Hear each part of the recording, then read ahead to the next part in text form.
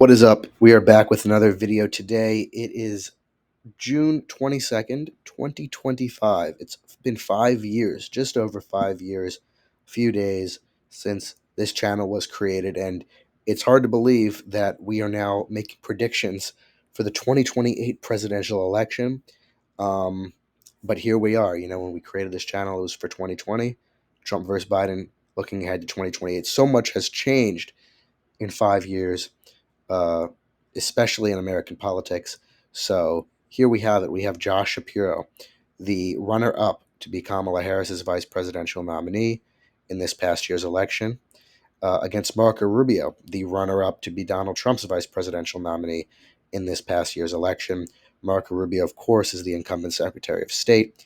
And since Kamala Harris lost, Josh Shapiro wasn't nominated to any cabinet position, remains the governor of Pennsylvania. These two both, I believe, are formidable candidates in the 2028 primary elections for their parties, and I certainly believe that both of these men have a solid chance at becoming the nominee and even the president of the United States. Um, with that being said, when you look at Marco Rubio, you think about 2028, who are going to be the top contenders for president. Of course, Trump is term limited, unless if the Constitution changes. So who is up there? You got J.D. Vance. You have the Secretary of State, Marco Rubio.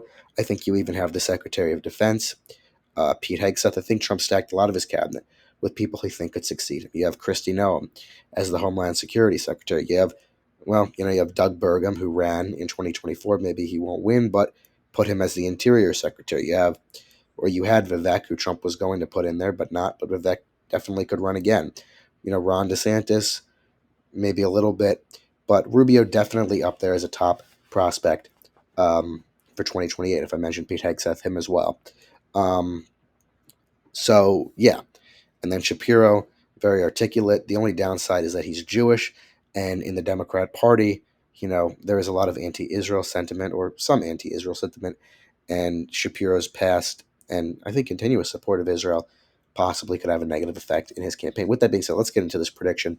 Starting off with the safe Shapiro states, it's going to be the usual states. We still live in a very divided country, and I don't really expect much to change.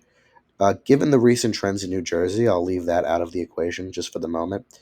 Not Maine at large, but practically everything else will go into Shapiro's category, into the safe Rubio states.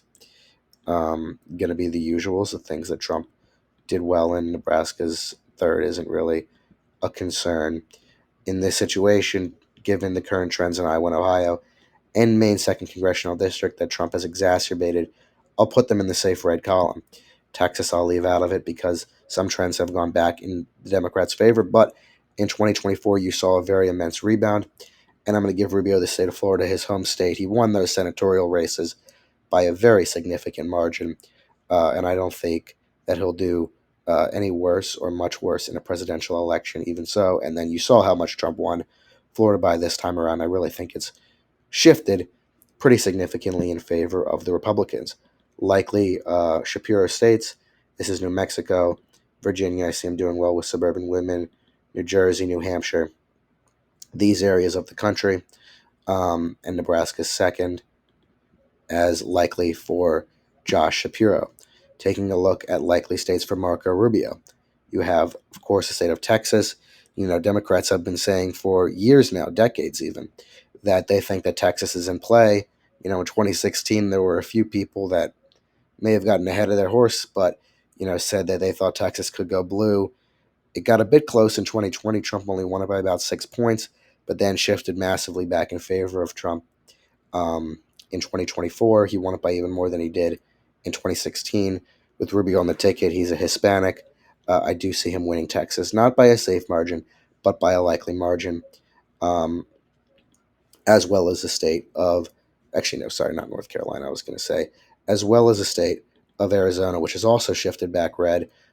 People thought Trump attacked John McCain. Arizona's shifting more blue.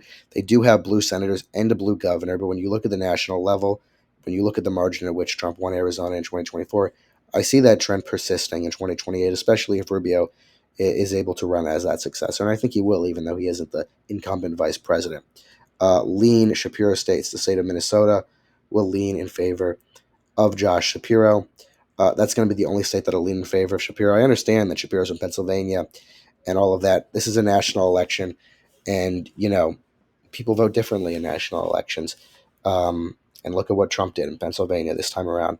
So I'll leave that um, to the next route. And also for Maine at large, that will be lean in favor of Josh Shapiro. Marco Rubio, taking a look at lean red states in the state of Nevada, state of Georgia, state of North Carolina. That is it for the lean Rubio states, getting him to 268. I think that he's going to keep all those states that Trump won in 2024. Tilt Shapiro, the state of Wisconsin. Tilt Shapiro, the state of Pennsylvania. He's the incumbent governor there. I see him doing well there. But I do think Marco Rubio narrowly wins the presidency, tilts the state of Michigan in his favor.